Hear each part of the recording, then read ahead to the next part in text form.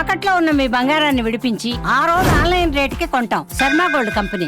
భారత్తో పాక్ కయ్యానికి కాలు దువ్వుతున్న వేళ బలూచిస్తాన్ పాకిస్తాన్కు చుక్కలు చూపిస్తోంది. భారత్ చేతికి మట్టి అంటకుండా పని కానిస్తుంది. భారత్తో యుద్ధానికి సై అంటే సై అంటూ రెచ్చిపోతున్న దాయాదికి బలూచి చావు దెబ్బ కొట్టింది. భారత్తో యుద్ధం తర్వాత ముందు తమను ఎదుర్కోవాలంటూ సవాల్ విసురుతోంది.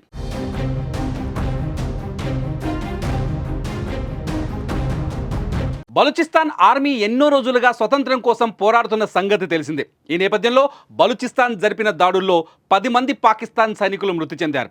పాక్ సైనికులను లక్ష్యంగా చేసుకుని మార్గట్ ఏరియాలో రోడ్డు పక్కన బాంబు పెట్టి రిమోట్ కంట్రోల్తో పేల్చేశారు. ఆ తర్వాత దాడి తమదే అని వీడియో విడుదల చేసింది బిఎల్ఏ. ఈ దాడిలో 10 మంది పాక్ సైనికులు అక్కడికక్కడే మృతి చెందారు. ఈ వీడియో సోషల్ మీడియాలో వైరల్ అవుతుంది. ఇదిలా ఉండగా గత మార్చి నెలలో కూడా బలూచిస్తాన్ లిబరేషన్ జరిపిన దాడుల్లో 60 మంది పాక్ సైనికులు హతమయ్యారు. ఇదిలా ఉంటే భారత్తో యుద్ధం వేళ బలూచిస్తాన్ దాడులు పాక్ను ఉక్కిరిబిక్కిరి చేస్తున్నాయని చెప్పాలి.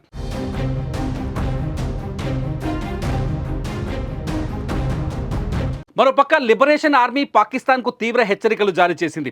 బలూచిస్తాన్ ప్రజలను పాకిస్తాన్ ప్రభుత్వం అణచివేస్తోందని, తాము స్వతంత్రం కోసం పోరాడుతున్నాం, భవిష్యత్తులో కూడా ఇలాంటి దాడులు ఉంటాయని హెచ్చరించింది. తాము నాశనం కోసం కాదు, స్వతంత్రం కోసం పోరాడుతున్నాం, దీనికోసం శత్రువులను లక్ష్యంగా దాడులు చేస్తూనే ఉంటామని హెచ్చరించింది. ప్రస్తుతం భారత్తో ఉన్న టెన్షన్తో పాటు పాకిస్తాన్కి ఇది మరో తలనొప్పిగా మారిందని చెప్పాలి. ఇక గురువారం కూడా బిఎల్ఏ మరో 7 మంది పాక్ సైనికులను చంపేసినట్లు తెలుస్తోంది.